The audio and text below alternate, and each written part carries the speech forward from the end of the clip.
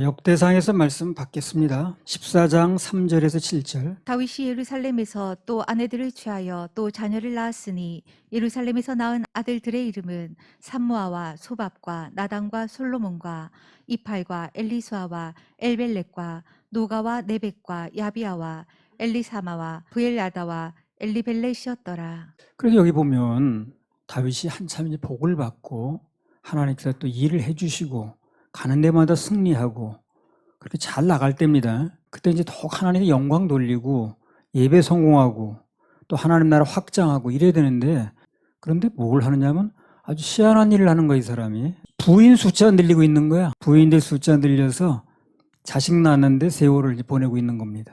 그러니까 하나님의 축복이 있을 때, 하나님이 일을 하시기 있을 때에 이런 일이나 하고 있으면 안 된다는 거예요. 쓸데없는 일.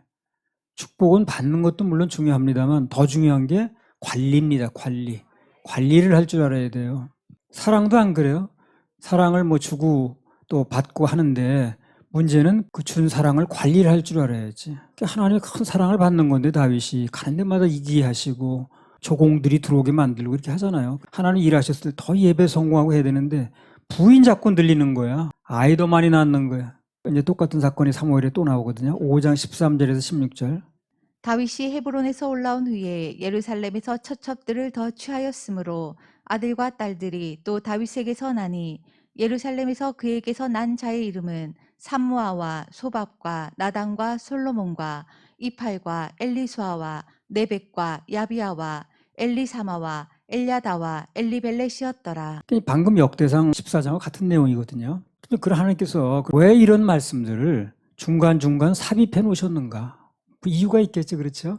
이런 걸 통해서 하나님께서 우리에게 들려주시는 교훈은 뭐냐면, 하나님께서 축복을 하시고 또 일해 주시고 그래서 잘 나갈 때 이런 맥 빠지는 일을 하지 말라는 거예요. 굉장히 조심해야 됩니다. 우리도 지금 살다 보면 뭐 어려울 때는 막 매달리고 그러다가도 좀 먹고 살만해. 그리고 뭐 좀 일이 잘 풀려. 여유가 있어. 그럼 딴짓하는 거야. 예배 성공도 안 하고 뭐 아직 우리나라 교인들이 그랬잖아요. 전에 못 먹고 못 살 때는 그냥 예배당에 와서 기도하고 막 그러는 사람들이 그냥 막 경제가 좋아져가지고 먹고 살만하니까 주일마다 놀러 다니는 거야. 예배 드릴 생각은 안 하고. 그러니까 목사님들이 그렇게 기도를 했대요. 그 당시에 이번 주일에 꼭 비 오게 해달라고. 비 오면 이제 야외로 나가는 거 잘 못하니까. 결국 이제 우리가 얻어맞은 게 뭐냐, IMF입니다. IMF 와가지고 막 그때 막 회사들이 문을 닫고 구조조정되고 그러니까 또 그냥 바짝 또 그냥 뭐 납작 엎드리고 그랬잖아요. 그렇게 하지 말고 그렇게 되기 전에 평소에 잘 될 때 정신 차리는 게 중요하다니까. 복을 받는 것도 중요하지만 그 못지않게 중요한 게 관리를 하는 거예요. 관리가 중요해야 되는 거예요. 뭐든지 그 관리가 잘 돼야지, 안 되면 이제 낭패입니다. 관리가 잘 된 것과 안 되는 천지차이예요. 자동차도 그렇잖아요. 똑같은 키로수 타는데도 관리를 잘한 차는 더 오래 쓰고 관리를 잘 안 한 차는 그 키로수에 비해서 금방 고장 나고 그러잖아요. 관리가 중요합니다. 사랑도 관리를 할 줄 알아야 되고 축복도 관리할 줄 알아야 되고. 물론 이제 다윗이 그렇게 이제 한 행위가 그 당시로 봐서는 뭐 관습이다 이렇게 말할 수도 있어요. 그 시대는 이제 왕들이 정략적으로 결혼을 많이 했습니다. 이제 그 집 딸들을 데려다 이제 왕비로 앉혀놓으면은 후궁이나 갖다 놓으면 그럼 마음대로 못하고 딸이 거기 있으면 뭐 이런 식으로 해서 그렇게 이제 하는 경우도 없잖아. 있긴 있습니다. 예. 그러나 세상이 그렇게 한다 한들 그때나 이때나 우리 그리스도인들이, 하나님의 자녀들이 명심할 건 뭐냐? 우리는 그런 관습 따라가면 안 된다는 거예요. 시대의 조류 따라가는 게 아니에요. 그러냐? 세상이 다 그렇게 사는데 뭐 관습이 그래. 세상이 사는 방법이 그래. 이렇게 말할 게 아니라는 거예요. 그 당시에 이제 세상 나라들에서 그런 경우가 있었어요. 외국의 그 딸들을 데려다가 그냥 후궁으로 앉혀놓으면은 자기 딸들이 거기 가 있으니까 그렇게 함부로 이제 쳐들어오지 못하는 거거든. 그런 목적으로 정략 결혼을 많이 했는데 뭐 그런 거 안 해도 다윗은 하나님이 막아주셨으니까. 세상이 다 그렇게 산다고, 조류가 흘러간다고 그렇게 따라갈 일이 아니라는 거예요. 그럼 그들하고 우리가 다를 게 없잖아요. 로마서 12장 2절. 너희는 이 세대를 본받지 말고 오직 마음을 새롭게 함으로 변화를 받아 하나님의 선하시고 기뻐하시고 온전하신 뜻이 무엇인지 분별하도록 하라. 이 세대를 본받지 말고, 너희는 이 세대를 본받지 말고 오직 마음을 새롭게 결심함으로 말미암아 변화를 받아서 하나님의 선하시고 기뻐하시고 온전하신 뜻이 무엇인지 분별하도록 하라. 세상 조류가 그렇다고 다 따라가서 다윗이 그렇게 아들 많이 낳았는데 그 아들들이 나중에 보세요. 하나같이 속속했습니다. 암논 무슨 뭐 압살롬 다 속속했어. 세상이 다 그렇게 사는데 뭐 그렇게 생각하면 큰일 납니다. 왜? 너희는 이 세대를 본받지 말라고 그랬잖아요. 그러면 뭐 그 세대가 어떻게 살았든 세상 사람들이 어떤 식으로 결혼을 했든 정식 결혼에 대한 하나님 명령은 무엇인가? 이게 중요하겠죠. 하나님 뭘 명령하시는가? 세상이 어떻게 가느냐가 중요한 게 아니고 하나님이 결혼에 대해서 무슨 명령을 하셨는가? 태초에 창세기에 그게 중요합니다. 창세기 2장 24절. 이러므로 남자가 부모를 떠나 그 아내와 연합하여 둘이 한 몸을 이룰지로다. 그러니까 이게 아주 성경에 나오는 최초의 결혼에 가장 원리되는 말씀이라. 이러므로 남자가 그 부모를 떠나 독립하라 그 말이에요. 떠나 그 아내와 연합하여 둘이 한 몸을 이룰지로다. 한 남자와 한 여자가 가정을 이루는 게 결혼의 법칙입니다. 이런 말씀이 분명히 있기 때문에 그 시대가 어떻게 됐든 조류가 어떻게 흘러갔든 다윗이 하는 행동은 말씀하고는 틀린 겁니다. 그래 값을 치르는 거예요 나중에.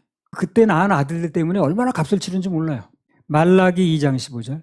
여호와의 영이 유효하실지라도 오직 하나를 짓지 아니하셨느냐 어찌하여 하나만 지으셨느냐 이는 경건한 자손을 얻고자 하심이니라.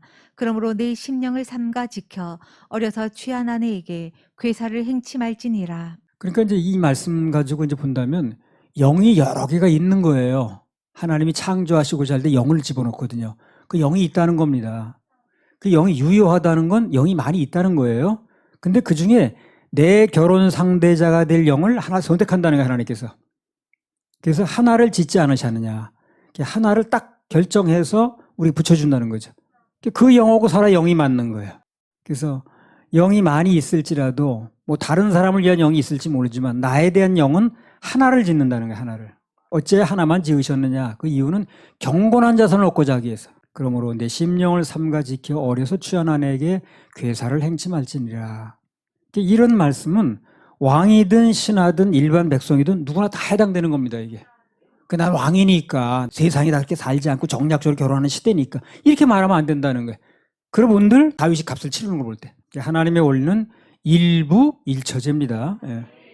그걸 어기면 지금도 안 되지만 그 당시도 많은 고난을 겪었어요. 몰라서 그렇지. 그 당시에 뭐 세상이 그래서 산다고 해서 그런 분들 다 값을 치렀습니다, 그 사람들이. 그래서 다윗이 이런 하나님 말씀이 분명히 있음에도 불구하고 세상적인 관습을 그대로 따라갔다가 분리를 못했다가 말년에 많은 환란을 겪었죠. 많은 대가를 치러야 됐습니다. 압살롬 얘기, 암논 얘기, 또 아도니아도 그랬죠. 얼마나 많은 값을 치른지 몰라요. 그래서 다윗이 한 영이 아닌 여러 영들을 통해서 낳은 자식들 때문에 훗날 다윗의 말년은 배반, 반역으로 아주 얼룩졌습니다. 한마디로 인생 반이 날아가 버렸어요. 그래서 고난과 고난의 연속이었다는 걸 우리가 뭐 이미 잘 알고 있습니다. 그 사무엘하서 13장부터 18장에 맨 그 사건들이에요. 그 무슨 값을 치렀는가 하는 얘기들. 금방 태어난 아이가 죽질 않나. 그래서 오늘 다윗이 그 뿌려놓은 씨앗들이 어떻게 거두어졌는가. 신문과 안 거두겠어요. 좋은 거 심었다고 좋은 것만 거두는 게 아니에요. 나쁜 거 심으면 나쁜 것도 거두는 겁니다. 콩 심는데 콩 나고 팥 심는데 팥 나는 거예요. 그러니까 우리는 좋은 것만 거두려고 하지 나쁜 거 심어놓으면 그거 거둬주는 생각을 안 해. 그건 편리한 생각이 그렇지 않습니다. 심는 대로 거두는 겁니다. 그래서 내 인생에 그 가슴 아픈 일, 이별하는 일, 배반당하는 일 이런 걸 안 당하려면 이 말씀대로 뿌려야 되는 거예요. 그 다윗이 그렇게 뭐 세상이 어떻게 흘러간다고 다 그렇게 산다고 해가지고 해본들 거기서 태어난 아이들 때문에 얼마나 애를 먹습니까? 그 창세기에 나오는 아브라함이나 야곱 다 마찬가지라 일부 일처절 다 어긴 거예요. 뭐 사정이 어찌됐든 간에. 그래가지고 하가를 끌어들여 본들 거기서 난 자손들 때문에 우리까지 골치 아파요 지금요. 전 세계가. 야곱도 마찬가지고 야곱도 그 아들들 때문에 얼마나 애를 먹고 다 일부 일처를 어겼다가 낭패당했다는 얘기를 하는 겁니다. 하나님 말씀이 맞다는 얘기를 하는 거예요. 세상이 뭐라고 얘기하든 간에 하나님 말씀이 맞는 거야 하는 얘기를 하는 겁니다. 이걸 빨리 알아들어야 돼. 우리는 세상 사람들이 뭐를 하든 그냥 하나님 말씀대로 하면 되는 거예요. 그럼 만사형통입니다. 만사형통. 그래서 방금 말했듯이 그 당시 왕이 부인들을 많이 거느리는 것은 그 시대의 사회 통념으로 보면 괜찮은 거예요. 다 그렇게 했어요, 진짜 그야말로. 문화적으로 볼 때 또 강한 나라의 상징입니다. 강한 나라의 왕은 부인을 많이 거느리는 게 또 자기 그 강하다는 거에 그 표시라 그게. 그러니까 뭐 그렇게 문화적 그런 걸로 보면 별로 잘못된 게 없는 거죠. 다윗이 한창 강성할 때거든 그때. 그러나 분명한 것은 세상 풍조에 어찌하든 그러나 하나님 말씀에 의하면 잘못됐다는 겁니다. 이게 이제 분명해야 돼. 세상적으로 다 그렇게 하는데 뭐 말씀에 의해서 아니라면 아닌 겁니다. 우리 그리스도인들은 어떤 일이 비록 문화적으로 세상적으로 통용된다 할지라도 말씀에 비춰서 아니면 아닌 겁니다. 아니라고 할 수 있어야 돼요. 그걸 분명히 하고 살아야 그래야 인생이 편안하고 그리고 결과가 좋습니다. 그리고 하나님의 도우심을 받을 수가 있어요. 그분 말씀대로 하다 일어난 일은 그분이 도와주셔요. 아무리 세상적으로 맞아도 문제가 없어 보여도 하나님 말씀에 안 맞는 일을 하면 결과가 안 좋습니다. 그 하나님 말씀에 위배되는데 결과가 좋으면 어떻게 되는 거예요? 그럼 말씀이 틀리다는 거잖아요. 하나님 그렇게 하실 리가 없죠. 우선 뭐 잘 되는 것처럼 보여도 결과는 좋지 않습니다. 그 역대기에 보면 좀 이따 나오겠습니다만 아합이라는 인물이 나와요. 천하악당이죠, 그 사람. 그 사람도 하나님의 결혼 법칙을 어기고 여러 부인들에게도 자그마치 자녀를 70명이나 낳았어. 70명. 그 아들들이 나중에 어떻게 된 줄 아십니까? 전쟁에서 예후라는 사람이 발라니께서 이겼어요. 졌죠, 아합이. 그러니까 예후라는 사람이 요청을 하는 거야. 내 편에 서려면 그 아들, 그 있는 사람들 다 목을 베서 나한테 광주에서 다 모아라. 그래서 그 70명을 한 자리 죽였어요. 그 가리키던 선생들이 두 광주에 나눠 담아가지고 그 이제 보냈습니다. 예후한테. 그리고 그렇게 나본들 한 자리에서 죽는 거예요, 이렇게. 그게 다 무슨 얘기라는 거예요, 지금. 하나님의 법칙을 어기고 해본들 결과는 안 좋다는 얘기라는 겁니다. 그런 얘기예요. 그 빨리 알아들어야 돼. 그 사사기에 기드온이라는 사람 나와요. 그 사람도 뭐 괜찮은 사람이죠. 하나님께 쓰임 받고 그 하나님의 그 명을 받고 나가서 이스라엘 구원도 하고 또 전쟁에 승리도 하고 적군으로부터 뭘 뺏어오기도 하고 그래서 뭐 애국자고 괜찮아 보이는 사람인 것 같은데 문제는 뭐냐면 이 사람이 또 이 첩하고 뭐 해가지고 많이 부인들이 있었어요. 그 자그마치 또 70명 낳았어. 근데 나중에 그들이 어떻게 됐습니까? 70명이 한 바위에서 다 죽었습니다. 한 바위에서. 그 아비멜렉인가 그 사람이 한 바위에 다 죽였잖아요. 이런 얘기를 왜 써놨냐면 성경에 기록해 놓은 이유가 뭐냐면 말씀 따라가지 않으면 그 사람이 어떤 마음을 품고 했든 간에 결과가 안 좋다 하는 얘기를 하는 겁니다. 그런 중요한 교훈이 있기 때문에 그냥 뭐 좀 장황하리만큼 긴 이야기를 이렇게 다 써놓으신 거예요. 그래서 우리는 성경을 다른 말로 구세주의 사랑 이야기라고 그래요. 사랑하니까 그렇게 말씀하시는 거예요. 그런 일 당하지 말라고. 그렇게 가슴 아픈 일 당하지 말라고 우리 사랑하셔서 이렇게 써놓으신 거예요. 누누이. 이걸 무슨 잔소리 하려고 써놓으신 게 아니고 그게 징계하는 얘기든 어떤 것든 간에 근본은 다 사랑 얘기예요. 설교는 또 뭡니까? 이것도 사랑 얘기입니다. 좀 듣기 싫을 때가 있어요. 어떤 거 불편한 게 있습니다. 거북스러울 때가 있어. 결국은 다 사랑 얘기입니다. 그걸 알아들어야 돼. 그 말씀이 달게 들립니다. 신명기 10장 13절. 내가 오늘날 내 행복을 위하여 내게 명하는 여호와의 명령과 규례를 지킬 것이 아니냐. 자, 여호와의 명령과 규례가 이제 말씀인데 내 행복을 위해서 한다는 거잖아요. 내가 오늘날 내 행복을 위하여 내게 명하는 여호와의 명령과 규례. 여호와의 명령과 규례가 이제 말씀인데 그 당시에 그게 행복을 위해서 누구? 내 행복, 내 행복. 한번 해도 내 행복. 내 행복을 위해서 그렇게 하시는 말씀이라는 거예요. 그래서 하나님의 모든 명령은 말씀은 내 행복을 위해서 주어진 거라는 겁니다. 말씀대로 살면 결국 행복해질까요? 불행해질까요? 행복해집니다. 행복해지게 돼 있어요. 점점 행복해지더라고. 내가 살아보니까. 아무튼 그래서 우리 하나님의 자녀들은 세상 풍조가 어찌하든 말씀 따라가면 됩니다. 그래야 하나님께서 우리 일에 책임지고 개입을 하시는 거예요. 매사에 그분의 도우심을 입을 수가 있습니다. 할렐루야. 우리 하나님 박수 올려드려요. 역대상 14장 3절에서 7절. 다윗이 예루살렘에서 또 아내들을 취하여 또 자녀를 낳았으니 예루살렘에서 낳은 아들들의 이름은 삼모아와 소밥과 나단과 솔로몬과 이팔과 엘리수아와 엘벨렉과 노가와 네벡과 야비아와 엘리사마와 부엘야다와 엘리벨렛이었더라. 전부 11명입니다. 11명. 2명이 누가 빠졌어요. 누가 빠졌습니까? 5절에 보면 엘벨렛이라는 사람이 빠졌고 6절에 보면 노가라는 사람이 없어.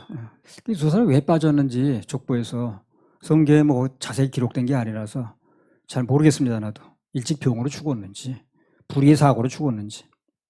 분명한 건 뭐냐? 성경의 역사는 후세의 역사는 살아남는 사람 위주로 적는다는 걸 알아야 돼요. 그럼 어떻게 돼요? 끝까지 살아남는 게 중요합니다. 중간에 도태되지 말고. 모든 것은 산 사람 위주로 해요. 그래서 그 중간에 왜 죽었는지는 모르겠지만 또 없어진 거예요, 사람이. 그걸 빼버렸어.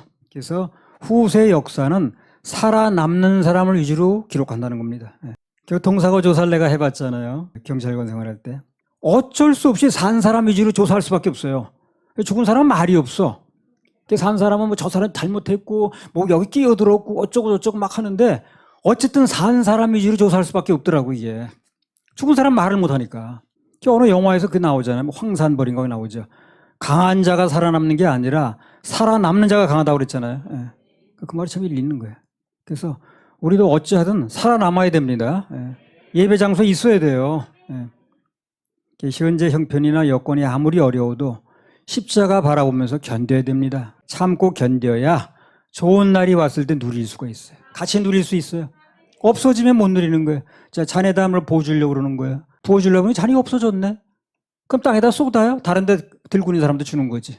그리고 엉뚱한 사람이 복을 받더라고. 그래서 항상 축복의 잔을 들고 주여 내 잔이 넘치나이다 하고 들고 있어야 돼. 항상 예배 자리에 있어야 되고. 그 언제 복이 올지 모르는 거예요. 어떻게 내게 하나님 갚아줄지 모르는 거예요. 전에 이제 개그맨 이홍렬이라서 요즘 잘 안 나오대. 그 사람이 무슨 얘기를 했냐면 나이가 한 60줄에 접어들었는데 자기는 여전히 인기가 여전하다는 거야. 물어봤어. 어떻게 그 젊을 때 반짝하다가 그만두는데 당신 50 넘어 60이 지금 넘었는데도 어떻게 여전한 인기를 누리고 있느냐 물어보니까 그 이유가 너무 갑자기 출세를 해서 그랬대 그 사람들이. 너무 갑작스러운 출세를 하니까 관리를 잘 못하더라는 거야. 그래서 벼락 출세가 그 인생에 도움이 안 된다. 그런 얘기 했어요. 그래서 하나님의 축복은 언제나 서서히 올 때가 많습니다. 그래서 하나님께 주시는 축복은 받아도 뒤탈이 없어. 다 알아서 주시니까. 세상이 주는 복은 너무 급해. 문제 소지가 많아. 그래서 사울이라는 사람도 너무 급히 왕이 되다 보니까 검증 기간이 없이 그냥 급히 왕이 된 게 문제가 됐습니다. 잠언 4장 18절. 의인의 길은 돋는 햇볕 같아서 점점 빛나서 원만한 광명에 이르거니와. 이게 낭낭창창의 바로요. 하나님 축복은 믿음으로 기대하면서 더 기다리다 보면 점점 잘 되게 돼 있어요. 보니까 그렇더라고. 점점 잘 되더라고. 점점 강해져. 현재 형편이나 상황이 뭐가 좀 늦어지는 것 같아도 염려하지 마세요. 염려하지 마시고 주님 내가 따라가고 있는가만 확인하세요. 예배 자리에 성공하고 있는가만 생각하세요. 그러면 지금 현재 눈앞이 어찌됐든 간에 거기에 울고 웃고 하지 말고 모든 걸 주님께 맡기고 따라가다 보면 하나님께 점점 빛나게 하십니다. 점점 빛나게. 절대 내려가지는 않더라고. 점점 올라가더라고. 말씀 그대로입니다. 그래서 뭐 누군가 지금 하나님 안에 난 있다고 하지만 희망이 없다. 그런 생각이 들었다면 잘못된 겁니다. 그거는. 그렇지 않아요. 하나님 안에 있는 게 분명하다면, 말씀 속에 있는 게 분명하다면, 예배 속에 있는 게 분명하다면 절대 땅에 무슨 처박혀서 뭐 인생이 망한다거나 그렇게 하진 않아요. 왜냐면 하나님께 간증이 안 되는 거예요. 이렇게 되면 절대 그렇지는 않습니다. 계시록 22장 20절 21절. 이것들을 증거하시니가 가라사대 내가 진실로 속히 오리라 하시거늘 아멘. 주 예수여 오시옵소서. 주 예수의 은혜가 모든 자들에게 있을지어다. 아멘. 성경 맨 마지막 구절입니다. 성경의 66권 1189장의 맨 마지막에 나온 말씀이 바로 이거예요. 이것들을 증거하시니가 가라사대 내가 진실로 속히 오리라 하시거늘 아멘. 주 예수여 오시옵소서. 주 예수의 은혜가 모든 자들에게 있을지어다. 아멘. 이게 마지막 말이에요. 이 세상 소망이 다 끊어져도 우리 주님을 기다리는, 그래서 그분의 나라에 들어가고자 하는 산 소망이 있으면 그건 행복자입니다. 우리는 산 소망이 있죠. 그죠? 동의하시죠? 산 소망이 있잖아요. 어떤 일이 벌어져 우리 소망인 거예요. 세상은 낭망할지 모르죠. 그래서 인생길 험하고 마음 지쳐 있어도 하나님께 나와서 끝까지 그분을 바라보고 기다리시기 바랍니다. 그러면 길이 있고 희망이 있어요. 할렐루야. 우리 하나님 박수 올려드려요.